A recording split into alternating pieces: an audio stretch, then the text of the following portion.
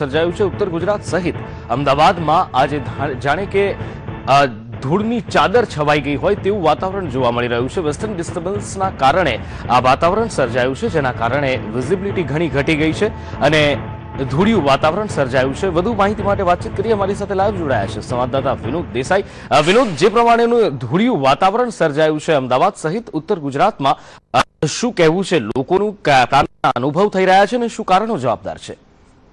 રાજસ્થાનમાં western disturbance સર્જાયું હતું, એના પગલે સ્ટ્રોમ ઉઠવા પામી હતી, જે ડસ્ટ સ્ટ્રોમ કહેવાય। એના કારણે કાલે સાંજથી જ રાજસ્થાન નજીકના જે જિલ્લાઓ હતા ત્યાં તો આ પરિસ્થિતિ કાલે સાંજથી હતી। મોડી રાત્રે જે ધૂળની ડમરીઓ ઉડી તેના કારણે રાજસ્થાનથી લઈ છેક અમદાવાદ સુધીના જે પટ્ટો છે એટલામાં આપણે વાત કરીએ તો આકાશમાં ધૂળની ચાદર ફેરવાઈ, આકાશ ધૂળની ચાદરમાં ફેરવાઈ ગયું એવું લાગતું હતું। લોકોને જોવામાં તકલીફ પડી। જ્યારે સવારે લોકો ઉઠે ત્યારે સરપ્રાઈઝ એ હતું કે આખું અલગ વાતાવરણ જઈ રહ્યું હતું। ધૂળની જે પોતાનું મેદાન હોય એમાં ધૂળ છવાઈ ગઈ હતી અને જે વાહન ચાલકો હતા તેમને પણ વાહન ચલાવવામાં તકલીફ કરી હતી, કારણ કે વિઝિબિલિટી બહુ કમ થઈ ગઈ છે। અને આપ જો વાત કરીએ તો સૂર્ય પણ જાણે કોઈ પૂનમનો ચંદ્ર હોય તેવો આભાસ થઈ રહ્યો હતો। એટલે એના કારણે જે સવારે ઉઠ્યા બાદ લોકોને જે સરપ્રાઈઝ અને અલગ વાતાવરણ જોવા મળ્યું, આ પરિસ્થિતિ જે સર્જાઈ તેમાં વાત કરીએ તો વૃદ્ધો અને બાળકોની તો તેમને શ્વાસ લેવામાં તકલીફ અને જે અસ્થમાના દર્દી હોય તેને પણ પરેશાનીનો સામનો ઉઠાવવો પડ્યો હતો। બિલકુલ વિનોદ, જે પ્રમાણેનું વાતાવરણ સર્જાયું છે, ક્યાંક ને ક્યાંક જે ઉત્તર ગુજરાત સહિત મધ્ય ગુજરાતના જે શહેરો છે, અમદાવાદ, હિંમતનગર સહિતના શહેરોમાં ગરમીથી પણ ક્યાંક રાહત મળે તેવી આશા લોકોમાં જાગી છે। હવામાન વિભાગનું શું કહેવું છે આ બાબતે અને હાલ શું નજારો છે અમદાવાદ શહેરનો તે પણ આપને વિનંતી કરીશ કે કેમેરામેનને કહેશો કે બતાવે। જો આપ વાત કરીએ કે જે આ વાતાવરણ સર્જાયું છે ને આકાશમાં વાદળો છે તેના કારણે ચોક્કસથી 2 થી 3 ડિગ્રીનો વાતાવરણમાં ફેરફાર, જે વાતાવરણ ગરમી ઘટે તેવી શંકા હવામાન વિભાગ જોઈ રહ્યું છે। અને જાણકાર લોકો પણ એવું માની રહ્યા છે કે જે ધૂળિયું અને વાતાવરણમાં જે વાદળ છે તેના કારણે, આકાશમાં જે વાદળ છે તેના કારણે ક્યાંક ને ક્યાંક ગરમીથી પણ રાહત મળશે।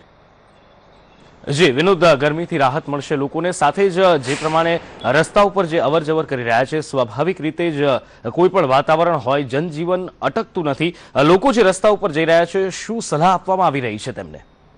જે આપણે વાત કરીએ, ખાસ કરીને આ પરેશાની ટુ વ્હીલરના જે વાહન ચાલકો છે તેમને ભોગવવી પડી રહી છે। એટલે ખાસ કરીને ચશ્મા પહેરવાનો આગ્રહ રાખે, કારણ કે ધૂળ એટલી બધી ઉડી રહી છે કે આંખો ભરાઈ જાય છે, તેના કારણે ક્યાંક ને ક્યાંક એક્સિડન્ટ થવાની શક્યતાઓ જોવાઈ રહી છે। એટલે એનાથી બચવા માટે જે વાહન ચાલકો છે, ખાસ કરીને દ્વિચક્રીય વાહન ચાલકો, તેમને ચશ્મા પહેરવા જોઈએ અને જે કાર ચાલકો છે પોતાની કારના ગ્લાસ બંધ રાખે અને જરૂર પડે વિન્ડ જે ક્લીનર છે તેનો પણ ઉપયોગ કરે। જી વિનોદ, આ સમગ્ર માહિતી બદલ આપનો આભાર। વેસ્ટર્ન ડિસ્ટર્બન્સ સર્જાયું છે રાજસ્થાનમાંથી, આ ધૂળની ડમરી ઉડી છે। હવામાન વિભાગનું કહેવું છે કે પ્રી મોન્સૂન એક્ટિવિટી રૂપે આ પ્રકારનું વાતાવરણ સર્જાતું હોય છે, વાતાવરણમાં આ પ્રમાણેની ગતિવિધિઓ થતી હોય છે। અને જો વાત કરવામાં આવે પરિસ્થિતિની તો ઉત્તર ગુજરાત સહિત મધ્ય ગુજરાતના શહેરોમાં, અમદાવાદ, ગાંધીનગર, હિંમતનગર સહિતના શહેરોમાં ધૂળિયું વાતાવરણ સર્જાયું છે, જાણે કે વાતાવરણમાં ધૂળની ચાદર ફેલાઈ ગઈ હોય તેવું લાગી રહ્યું છે। તેના કારણે વિઝિબિલિટી ખૂબ ઓછી થઈ ગઈ છે અને જે સૂર્ય છે એ પણ પૂનમના ચંદ્રની જેવું દેખાઈ રહ્યો છે। હવામાન વિભાગનું કહેવું છે કે 1-2 દિવસ સુધી કદાચ આવું વાતાવરણ જોવા મળી શકે છે। જો કે આ વાતાવરણના કારણે ગરમીમાંથી રાહત મળે તેવી આશા સેવાઈ રહી છે।